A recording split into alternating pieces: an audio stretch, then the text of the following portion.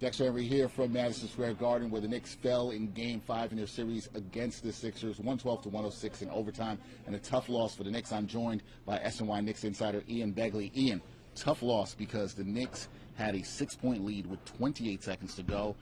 Very different from what we saw just over a week ago in Game 2, where they won a game by that same deficit with 25 seconds to go. So what went wrong for the Knicks here at the end of regulation in Game 5? I mean, so much, right, Dexter? But I think you start with Mitchell Robinson, the 4-point play, fouling Tyrese Maxey on his 3-point attempt.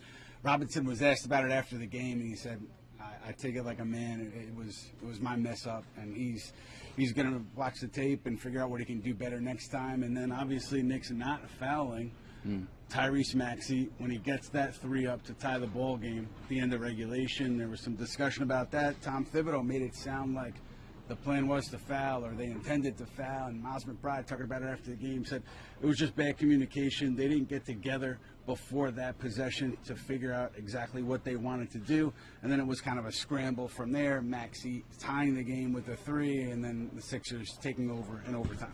When I looked at that play, just happening live and watching the game, I didn't even cross my mind about them fouling. Do you think it was the right decision, or should there have been some more conversation about the team fouling in that situation so Maxey doesn't get off that 35-foot three-pointer, You know what? The way he was shooting, hindsight is 20/20. You probably want to foul him. But the thing that I found interesting was the Knicks, after Game 3, just talked about needing to communicate better on the defensive end and just overall. And then here you are.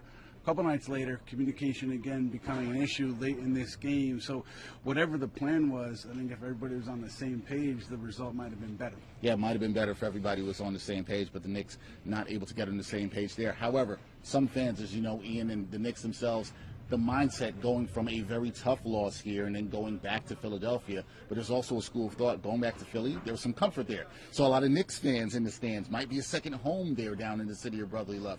What's the mindset of this team as they head back to Philadelphia for Game 6? You know what? They've been resilient all year long. They've been pretty good at putting bad losses behind them in the regular season and then getting back to it the next day in practice and then getting back to it the next game and being successful.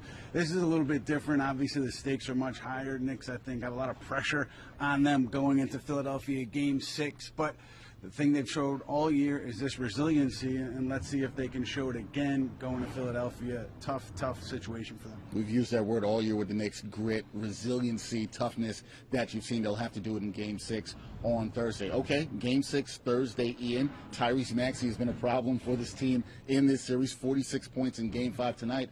What are the keys to the Knicks getting a victory Game 6 in Philadelphia and closing out the series on the road?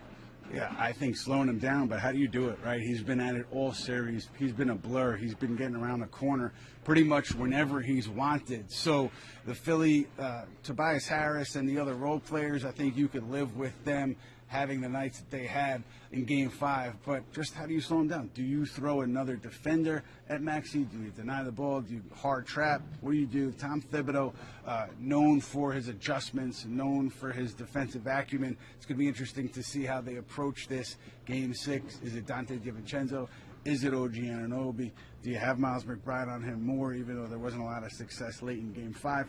A lot of choices to make, a lot of decisions to make for Tom Thibodeau. Yeah, it is. That's why Tom Thibodeau gets paid the big bucks to make that decision. The Knicks are going to try to see if they can figure it out. But it was a disappointing night for Knicks fans here at Madison Square Garden, a 112-106 loss to the Sixers. Series now 3-2. Knicks still with a chance to close this out on Thursday down in Philadelphia. He's Ian Begley. I'm Dexter Henry. Thanks, Ian.